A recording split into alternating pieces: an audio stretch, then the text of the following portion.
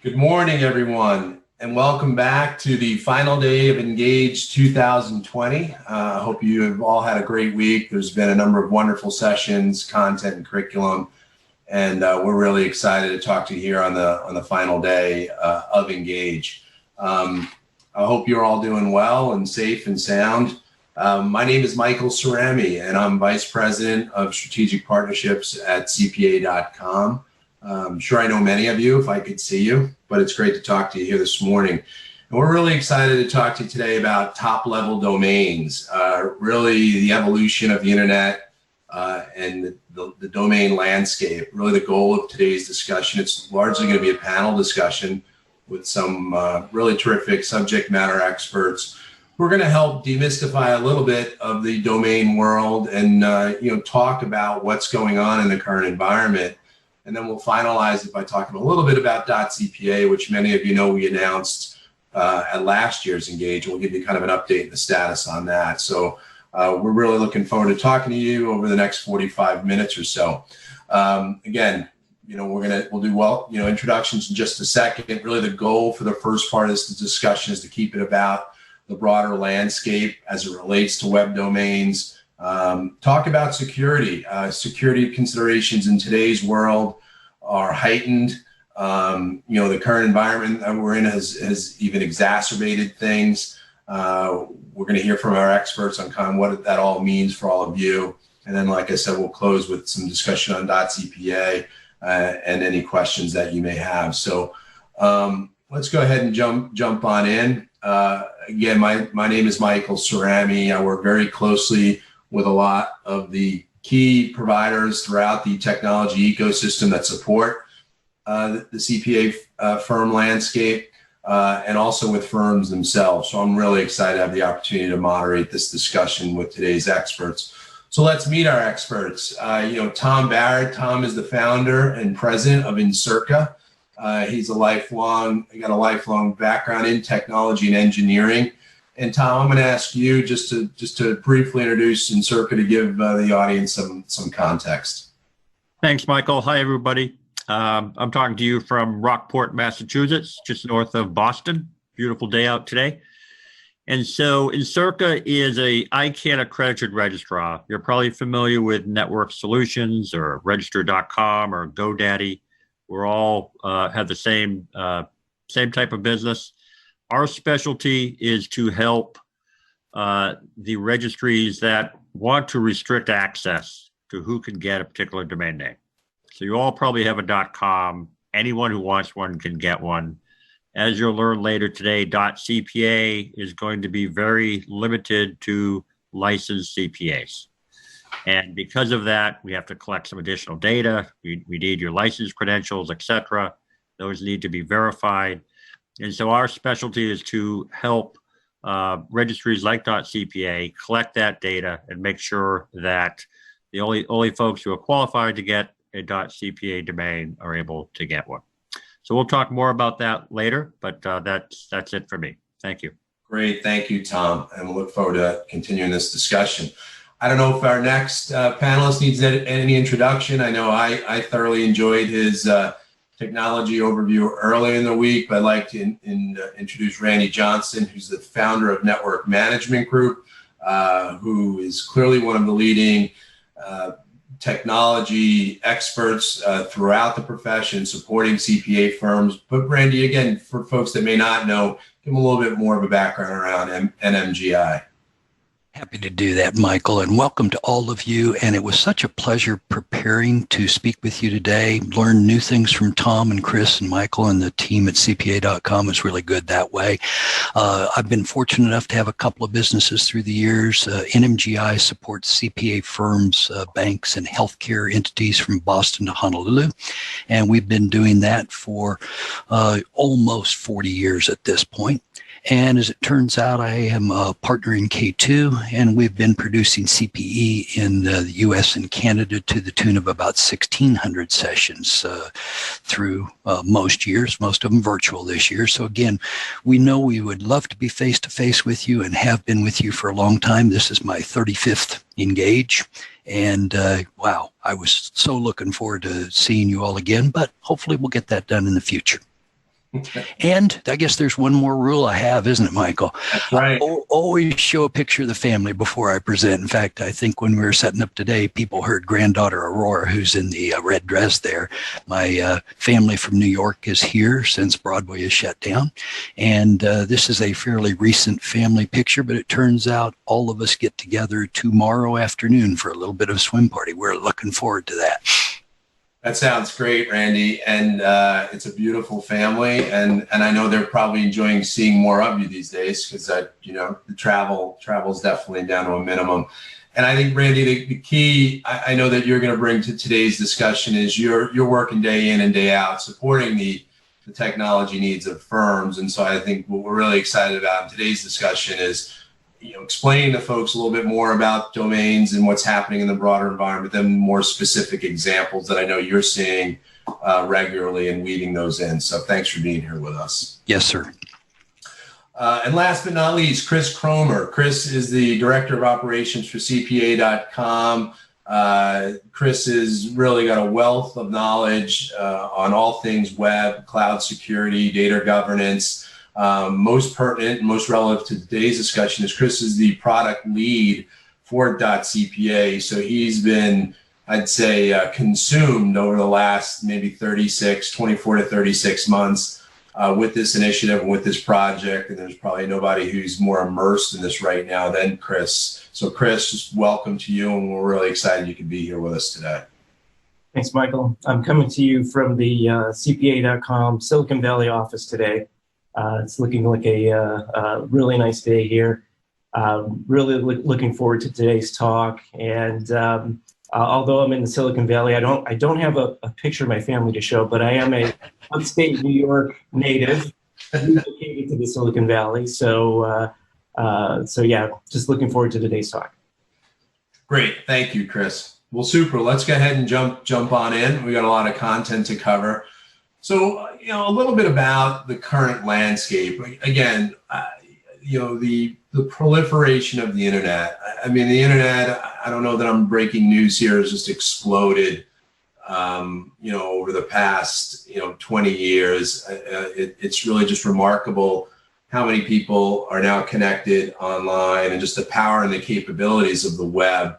Unfortunately, with that proliferation, though, comes a pretty significant increase in how exposed we are digitally and the number of bad actors who, again, unfortunately, are extremely creative in figuring out ways to do bad things online. So we as a group need to stay vigilant.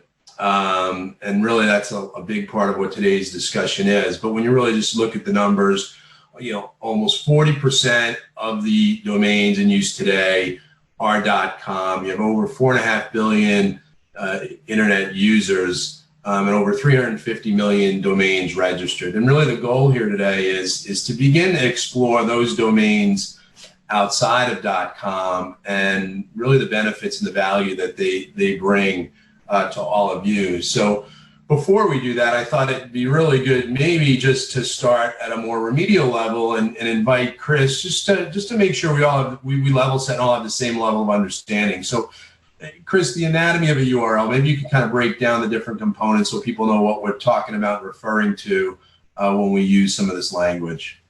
Sure.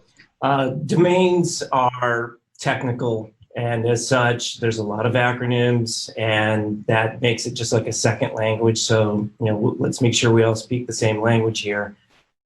We've picked a URL that everyone's likely familiar with, Journal of Accountancy. And if we see the far right, this is the most important part for today's discussion. What we're talking about with the .com is what's called the top level domain, or TLD. To the left of that, Journal of Accountancy is the technical name, second level domain. When you see Journal of Accountancy and .com together, most people just call that their domain name. And then to the left of Journal of Accountancy, the www, that's the host name or subdomain. You may not know this, but you can have other dots to the left of www, but it's just not a very common practice.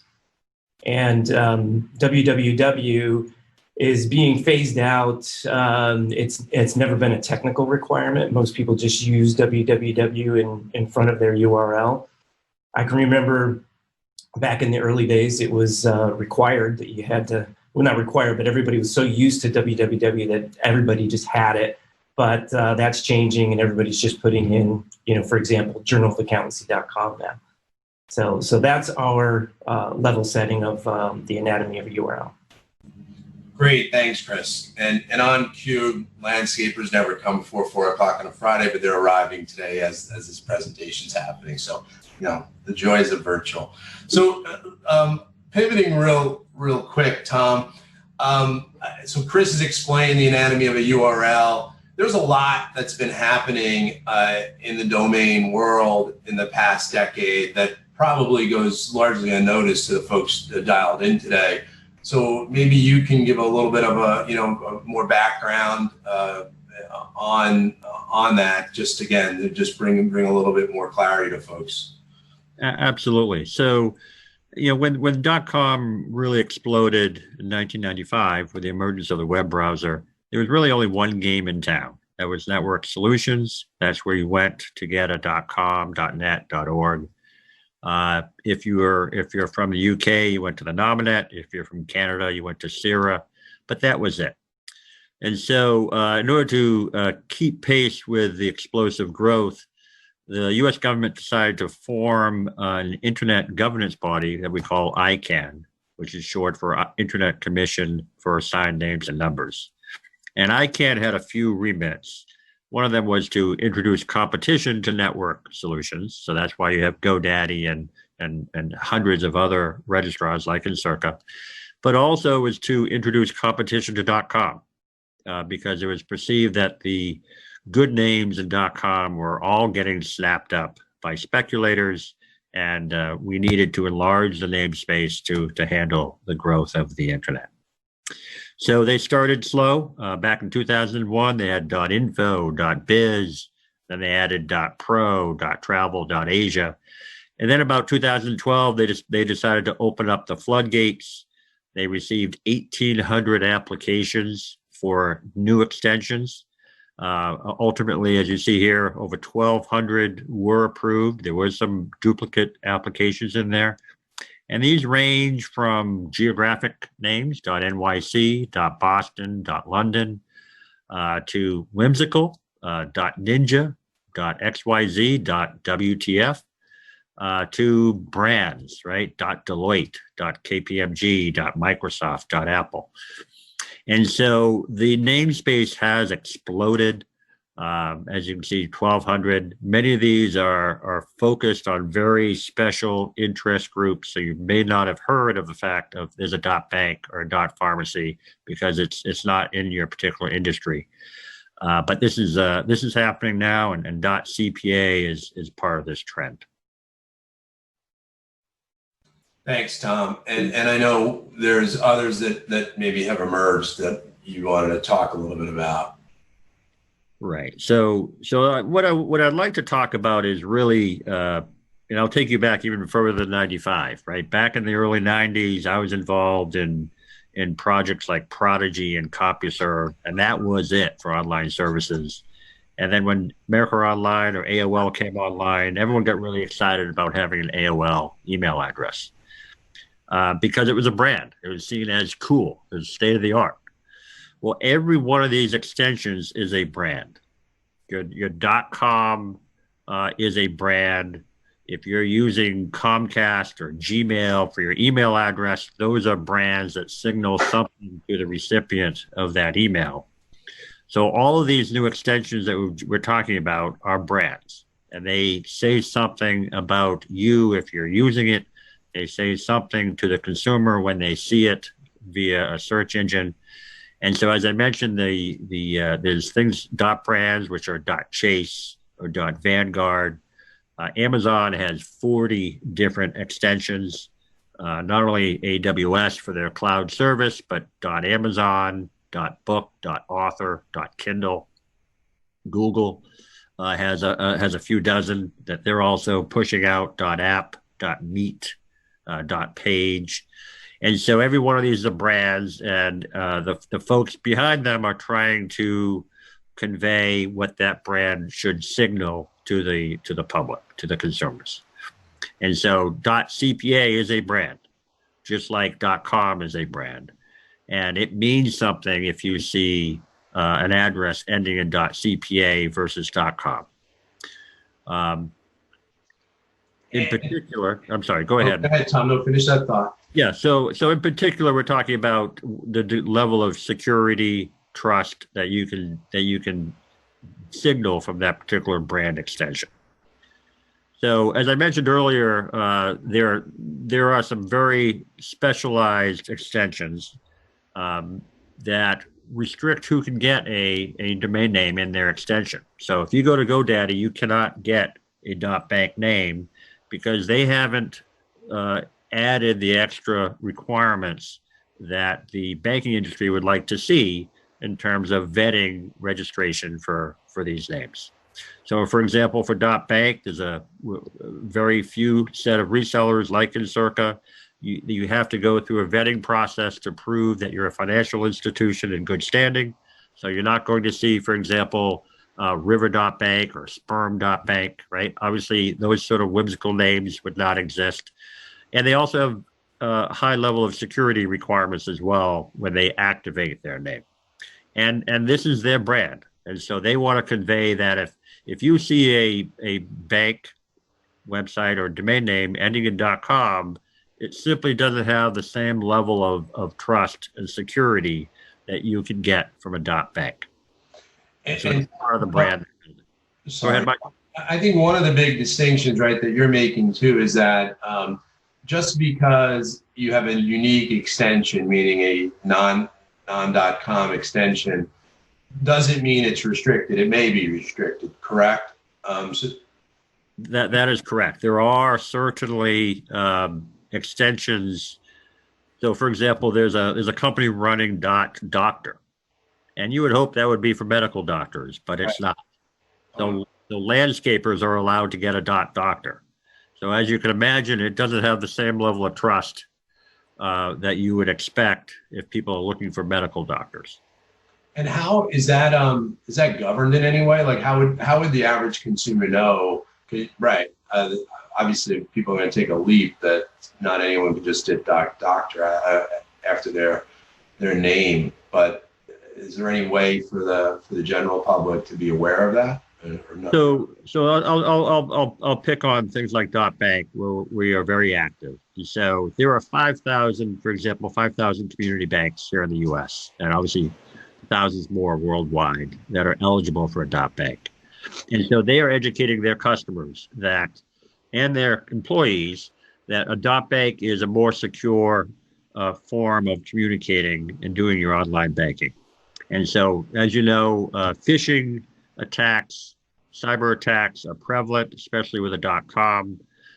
Employees get fooled all the time, as do customers get fooled all the time by clicking on a link and discovering that they've just exposed their credentials to a bad actor.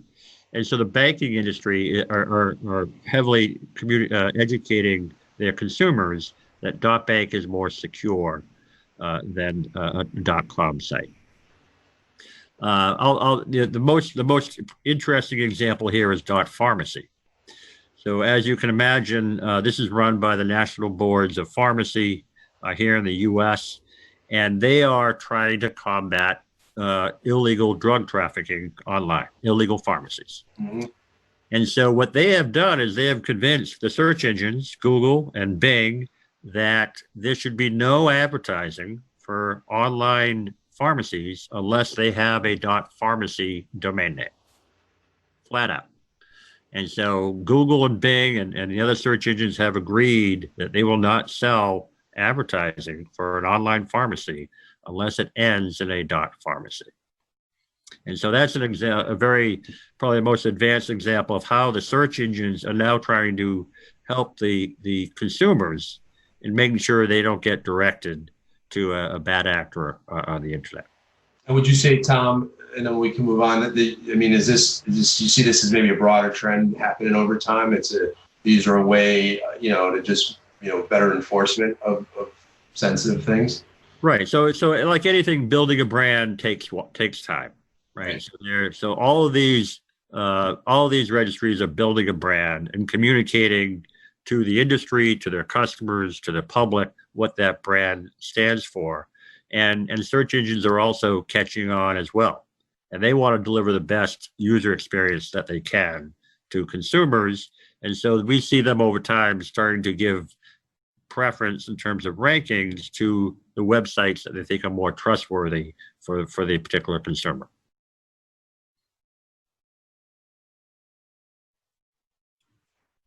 Thanks, Tom. That was some great insight there. I appreciate it. And kind of, Chris, staying with this concept of restricted domains, .cpa is going to be a restricted domain. So Tom started to kind of wave into this water a little bit, but maybe you can really crystallize it, just the benefits and the differences between a restricted domain and other extensions. Sure. When we talk restricted or unrestricted, as Tom previously mentioned, what we're talking about is how the registry operator is operating that top level domain. And restricted or unrestricted simply means, is there a barrier to entry, an eligibility criteria that prevents anybody from just registering anything? And we're all familiar, if you have a .com, .net, .org, you may think .org is restricted, but it isn't. It was a lot of people think that it's only not-for-profits that have .org addresses, but it is actually an unrestricted top-level domain.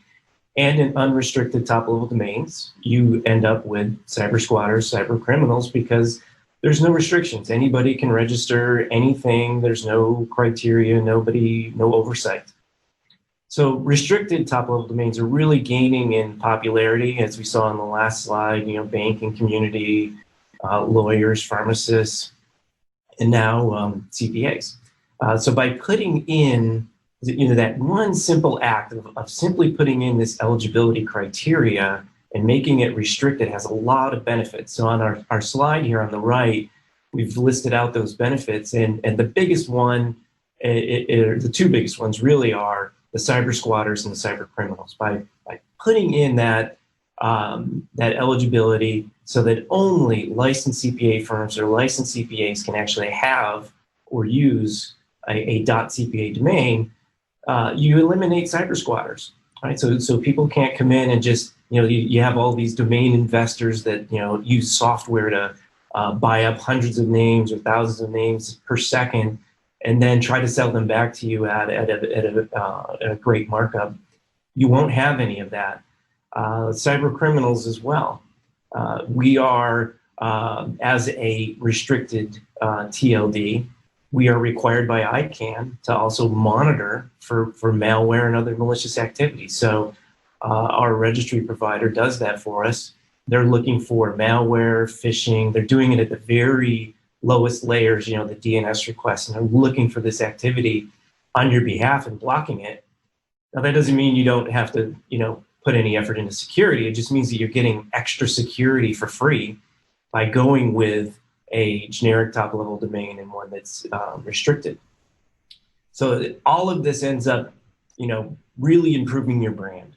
You're going to have a lot more names available to you to choose from.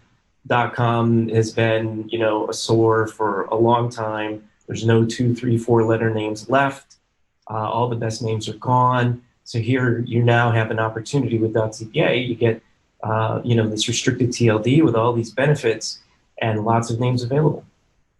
Thanks, Chris. And Randy, maybe pivoting to you. I mean, the domain really has implications across, from a firm, whatever my application stack is, it kind of impacts all of the different areas. Maybe you can talk a little bit about that.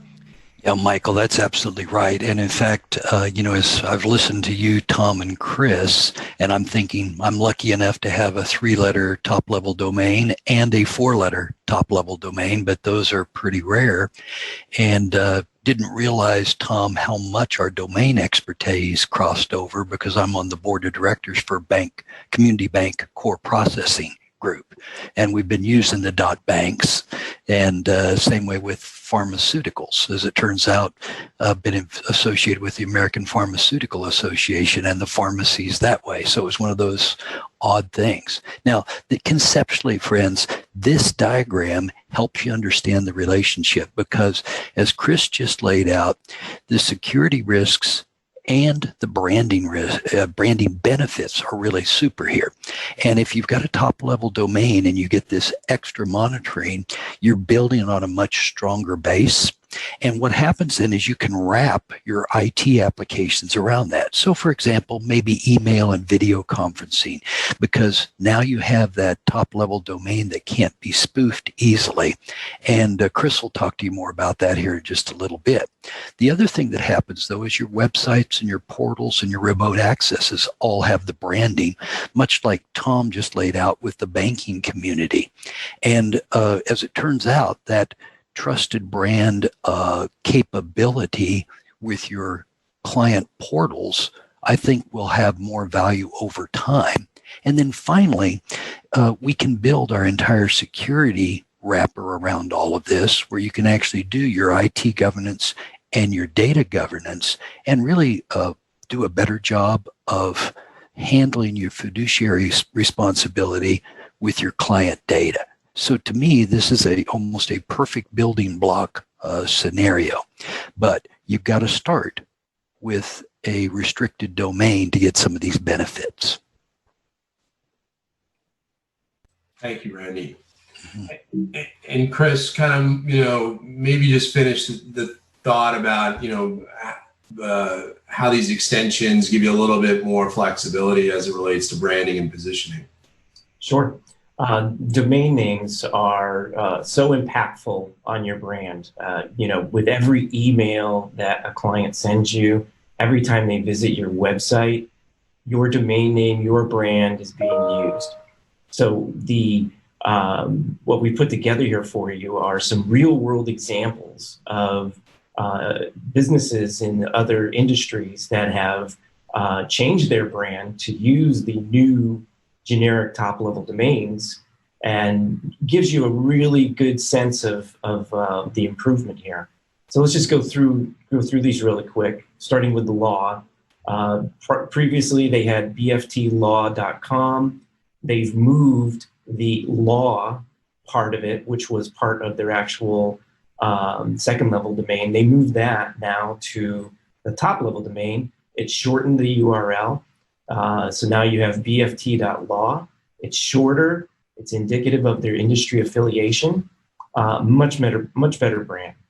CKB Online in the banking industry is another great example. You see this a lot where you're not able to get the name you really want. So in this example, CrossKeys is actually the bank. CrossKeys.com was taken by somebody else. And likely their second and third choices were taken by someone else as well. So they ended up with ckbonline.com. Just looking at CKB Online, you don't really know, what that entity is. You might think that that's some kind of online company or something else. But when you've upgraded and it's now crosskeys.bank, you immediately know it's a bank and it's in the name of the bank is CrossKeys. So an enormous improvement on the brand. And then lastly, Harris Realty, once again, the trend, move the industry affiliation from being within your domain name. And I got to say, we see that a lot with CPA firms having CPA in their second level domain. Move that to the top level domain and then shorten your actual domain name. Shorter is always better. And it's a shorter, more relevant, highly desired domain name and URL and email address, and just impacts the brand all over the place. Thanks, Chris. Now, before we move into the security question, I want to weave in a few questions that we've gotten online. And Tom, I'll direct this one to you, but I invite Randy and Chris to elaborate if they've got a perspective on it. Tom, as you were going a little bit through the previous section, I think this ties into the question I got, which was really, when, I got to go back to the doctor, you've got will the public distinguish? So when we roll out .cpa, how does the public distinguish between do they care is the question. That .cpa is authentic and it is in fact only restricted to CPAs, whereas .doctor can be given to anybody. Kind of wading through that just seems like you're putting a lot on the consumer. So kind of, do they care?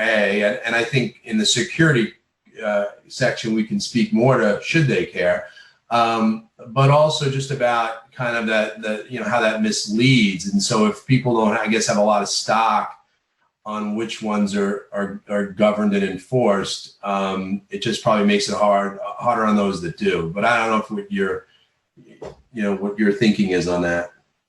So we have a lot of experience in helping community banks migrate from a .com or .net over to .bank. And there's a few things to keep in mind. One is you're not going to eliminate your existing .com, right? You'll want to hold on to it for a period of time, maybe indefinitely. It has what we call search engine juice. So you want to make sure you transfer that juice over to your new extension. You want to make sure it doesn't fall into the wrong hands. But you'll have to go through a communications exercise with your current customers, right? And so you are rebranding yourself in a sense. And so as part of that, so if you were just think of if you're going through a rebranding exercise for your firm, you want to explain to your customers why you've selected a different brand for your firm. In this case, why have you gone from a .com to a .cpa? And so there is some communications recommended to your customer base. And so you'll take care of your current customers first, and then you'll obviously from there start to educate prospects as well. Hopefully, if they're still dealing with a CPA at a .com, they will gravitate over time over to a .cpa website and a professional using .cpa versus a .com. It's a great point. It's a great opportunity to educate about why this is important. So well said. Chris, did you want to add to that? Yeah, I just wanted to add that it may sound really complex and difficult to do that rebranding, but it doesn't necessarily have to be. We've done, I've gone through the exercise. We've done it multiple times. The technology changes that have to be put in place are really not that difficult or costly, depending on how complex your systems are. Most people will find it actually very inexpensive, and you'll spend most of your time working on the communications part, not so much on the technology, because the domains, websites and email, they all, most of those platforms all support multiple domain names. It makes it very easy. So it's really a transition process to go from one domain name to the other. And really the key, like Tom said, is the communications out to your clients. Thanks. And I should add, Michael, I know, we're in Circa's working with CPA.com to basically come up with starter packages. So that you can instantly activate your .cpa domain name, get a website up and running, start using email. And so we're certainly going to help facilitate that process for people who feel like they don't have the in-house resources to make it happen. Thanks, Tom. And two more quick questions before we turn over to Randy on security. One I'll address, which just is how many firms or CPAs are using .cpa. We'll talk about this a little bit more at the end, but the answer is none, because it's not been open to the public yet. We announced it at last Engage, and we'll talk again a little bit later, but September 1st is when the curtain will go up and we'll begin accepting applications. The other question I think is a good one, and I think, Tom, you might have touched on it, or Chris, earlier, which is just, with search engines, I think there's anxiety. Okay, so now I have a .com, I pivot to .cpa, maybe I maintain both. But how long before the Bings and the Google, the Chromes, or the Googles, all the different search engines recognize the new extensions? Is there a period of time? Is just maybe you guys can provide some clarity there on that. Yeah, absolutely. So there's the web browsers, Firefox, Bing, Google Chrome, all use a standard tool for what are valid extensions on the internet. And so as we said earlier, there's over 1,200 new extensions, and there's what's called a root zone file, which is basically a master list of all those extensions. And so as that root zone gets updated, so CPA was added several months ago, in fact, the browsers recognize anything on that list. So .cpa is already on the list, right? If you go to, I'll let Chris talk about what there's one or two addresses already out there. And so all the browsers already recognize it. And as new websites come online with .cpa, it will start crawling those websites. Yeah, we're using domains.cpa already. It's our marketing site. And so, yeah, as Tom said, the .cpa is already out there. There's only one or two domains that we have registered for our own internal purposes. There's no firms, no individuals, nobody else has registered any domains. That won't happen until we open it up on September 1st. And the other thing I would add is that the search engines use, like Google's come out several years ago, because this was a hot topic on SEO, search engine optimization, is that they treat the new generic top-level domains the same as any top-level domain. But we never know what the future is going to hold. There can come a point in time in the future where these new generic top-level domains and the relevancy that they provide will give you an advantage. Right now, it's a level playing field, but like I said, we just don't know what the future's going to hold. Thanks, Chris. So I want to keep this on time, but I want to pivot to the one of the most important parts of this, which is just important security considerations. So Randy, I'm going to invite you into the discussion. I'll start off, Randy, before you jump in. Again, another question I'll point to. I think there's maybe it's not the right perception, but that from a security standpoint, there's really no benefit to your clients, just to the firm. And I think after maybe hearing this section, we'll disprove that a little bit, because at the end of the day, what we want to do is make a safer environment between client and firm, or at least add an extra layer. But I'll maybe invite you to talk a little bit about it.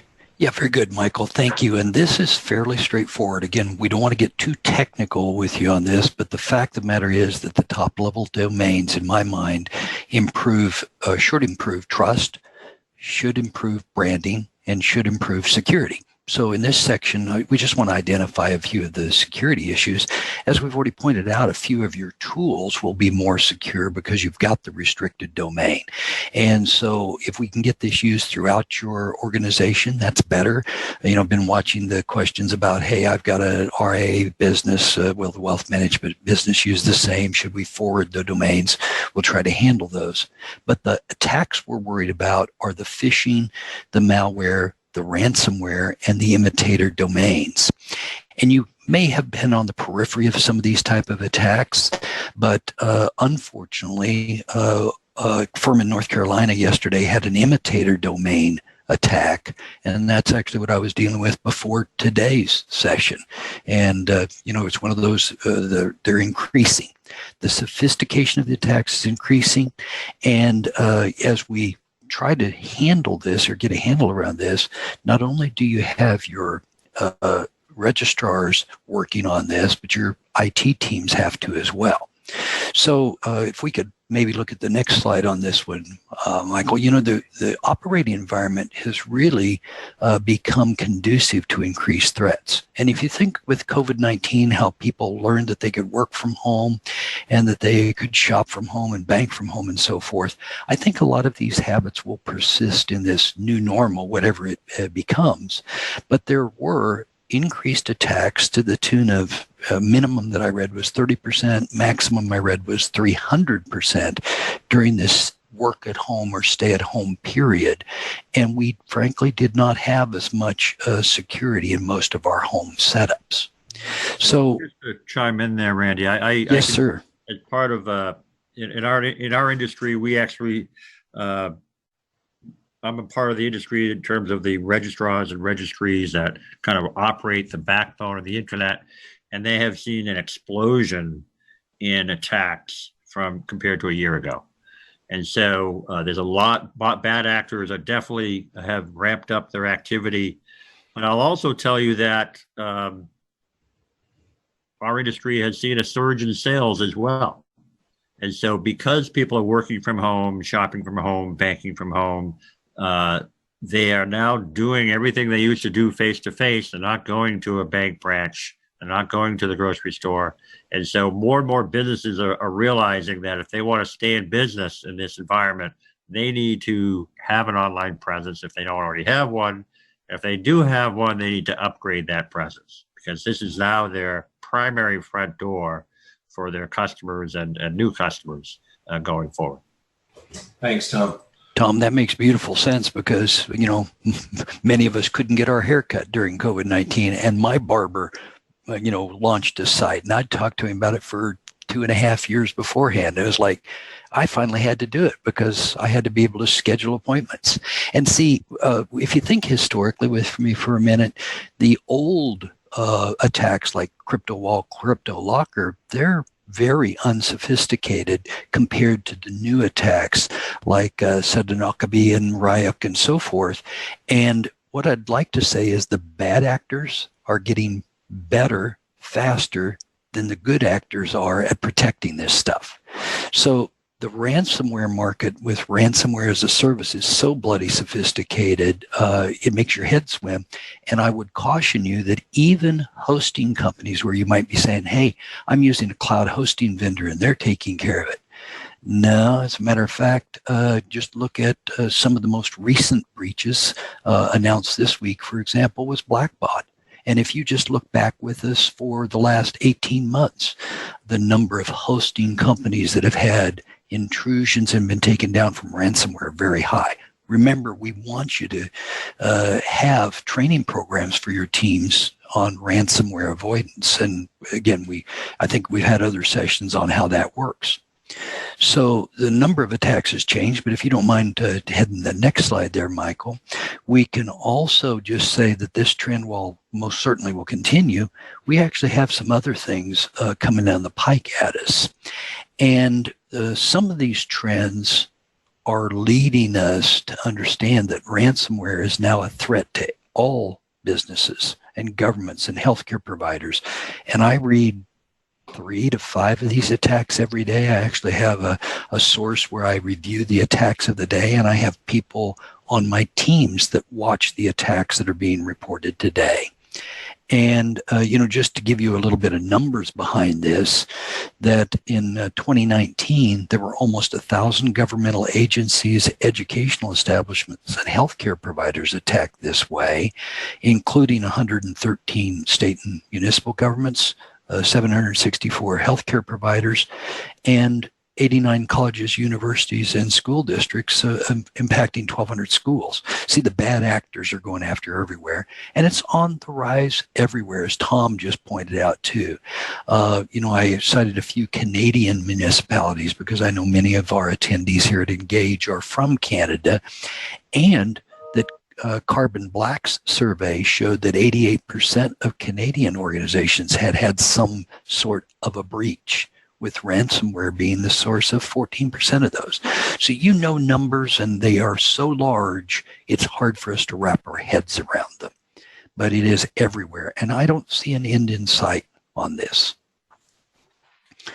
So the question I often ask on this is, how comfortable with your data right now? Because phishing attacks are super common. This is a phishing attack that happened to my associate, Brian Tankersley, on his Intuit QuickBooks account from as a pro advisor.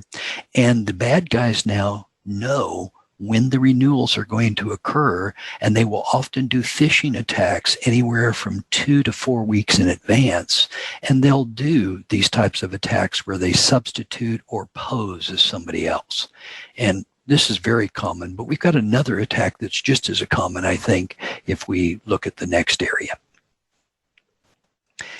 And that's the imitator domains and internationalized domain names. And Chris, I think you've got a better way of explaining this than I do. So maybe I'll let you run for a moment, please. Yeah, so we're all familiar with the standard imitator domain. Some examples, very common, and when you're looking at lowercase English letters, an R and an N used in common, together in a string looks like an M. So everybody's really familiar with just using a very simple imitator domain approach, but it's gotten far more complex. Beginning in 2010, they started allowing the non-English language domain names, and they call them IDNs, or internationalized domain names. Now, each top-level domain can choose whether or not to support an IDN. So they can have English and maybe Cyrillic or Japanese, but not some other languages. So it's an optional thing for the TLD operators to support IDNs or not. .com, .net, they all support different IDNs. So there are other languages supported there. Our example on this page, the fakedomain.com, if you support the Cyrillic alphabet, the letter A and the letter E both look identical to the English A and E. So you could have two websites that, fakedomain.com, look identical, but they are actually two different domains, two different websites. And over to the right are some examples of Bank of America. So in .com, research company went through and looked and found all of these IDN versions of .com of Bank of America, and that just underscores how prevalent this is, and something to be aware of. So when you're looking at the top level domain that you're using, .com or .org, and doing your background research to see, do they support IDNs or not? .cpa does not support any IDNs other than English currently. So it's something you want to keep in mind as you're thinking about your brand and upgrading to a newer TLD. So like we got in here, I put a couple resources on the right, a couple links to learn more about the internationalized domain names. And so please, click on those and educate yourself and learn more about them. Thank you, guys. That was a great overview. I mean, we just have a couple of minutes left, but Randy, maybe just a final comment, because again, I think, you're living this. So like you said, we're not, I know a lot of folks sit there and say imitator domains, that really going to happen to me. You had an example this week. And again, I think the other point I'd make is it's as much of a client problem as it is a firm problem, right? I mean, when this type of, just kind of stuff happens, it really affects both sides. So I don't know if you have a final comment on either of those. You're on mute, Randy. Thank you. Thank you for asking about that, Michael. You're absolutely right. And as it turns out, I am seeing the rate of 1 or 2 CPA firms impacted minimally per week. And again, I'm a relatively, we'll call it small player in the big picture of things. And so if I'm seeing a couple of firms a week, I just can't imagine how many are out there. And we are seeing this at all level of firms, from small, 1 or 2 partner operations up through groups that are in the G400 as an example. So no level seems to be excluded. And you're absolutely right. This week, I think I've dealt with 3 this week. Wow. 1 in Indiana, 1 in North Carolina, and 1 in Washington State. I believe those are the 3, just to give you an example. So again, for those of you who are professional CPAs in public practice firms, I think the opportunity to have the restricted domain is so attractive. I can't imagine not making the choice. So I think we've got to try to help you understand some of the options here. Thank you, Randy. Great close there. So just with our final minute or two, I just did want to let everybody know .cpa, which was awarded to the AICPA a little over a year ago, and that was announced at Engage 2019. What's happened between now and then is the team spent a lot of time just creating the internal processes and systems to be able to administer it. It was intended to launch in the spring, and we had this little thing called COVID happen, and we thought between tax extensions and PPP and everything else going on in the world that maybe it made a little bit more sense to hold that off until the fall so people could kind of stay focused. And so the September 1st date will not change. We'll be accepting applications for domains, and then domains will be issued no later than I think November 5th is the date. But there's a lot more information to come on this. Like Chris said, if you go to domains.cpa, we're keeping that site current and updated, and anybody that's interested in applying should go there on September 1, but visit it beforehand for questions on pricing. Chris, I thought that was a really good question online that just said, hey, is there anything I need to be doing between now and then to prepare? And I'll bucket two questions in one, which is there any issue? Does it defeat the purpose to have a .com? You guys mentioned earlier maintaining it and having one point to the other, so we call that a redirect. Is there, and is there anything else you could be doing between now and then to prepare? So maybe I could wrap those questions into one for you, Chris. Sure. So the first one, is there anything you need to do to prepare? There's really not. I would just, we're going to be verifying your CPA firm license. So just, get that information, have it readily available. Aside from that, the process for, registering is almost identical to a normal, domain registration. The only difference is that we're verifying your licensure and your identity. And that's it. So just have that. You can look up your license at your state board website or from NASBA's cpaverify.org. And then the other question, Michael, about your existing domain, by all means, you're going to want to keep your existing domain, especially if you've been using it and your customers are used to using it, and then transition away from it. And then obviously, when it comes to domains, you just want to hold on to them. You don't want to let it fall into someone else's hands. So I wouldn't change it there. Thanks, Chris. And there's one final question I'm going to run over only because I think it's one of the most critical things. So I feel like to let it go unanswered would be a bad thing on our part. And the question was that maybe I'm missing something, but how does .cpa domain, or really any restricted domain, kind of mitigate the risk related to phishing, ransomware, or people spoofing? So whomever wants to take that, I think it's an important thing for folks to walk away from this call with.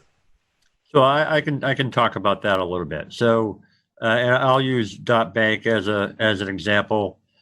So .bank not only is restricted in the sense of who can get one, but they've also have a series of best practices in terms of security on how to use a .bank domain name. So for example, one of them, obviously you need something called SSL, digital certificate, you need DNSSEC. You need to use something called DMARC, which is email authentication.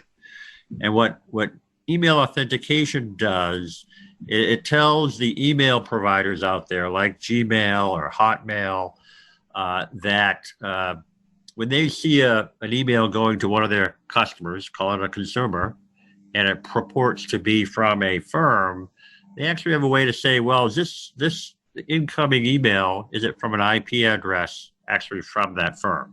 Hasn't been whitelisted, so to speak. So I know this is actually a legitimate email going to one of our customers.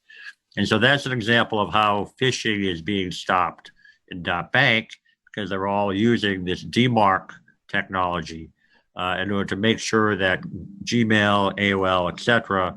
are aware when, in fact, what is legitimate email and what's not legitimate email.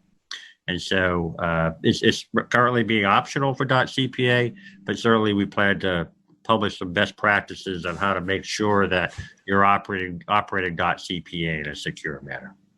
Super. Thanks, Tom. Chris, any closing comments on that, or Randy, or? Now, Tom said that about as elegantly as could be said. We did that in the days when we were fighting spam. And yeah, that's one of many tools. So again, .cpa I think has value, and CPA.com and Encirca and all the teams are working to help you understand how to deploy it. So you'll learn more as time goes on, but I think the value is high. Well, wonderful. So I want to thank our panel. You guys have done a great job. We had a lot of information to cover in 50 minutes, and we are all that stands between the audience and desk yoga from Amy Vetter. So please do log in, and thank you, everyone, and thank you to our panel. We hope you enjoy the rest of today's sessions. Thank you, everybody.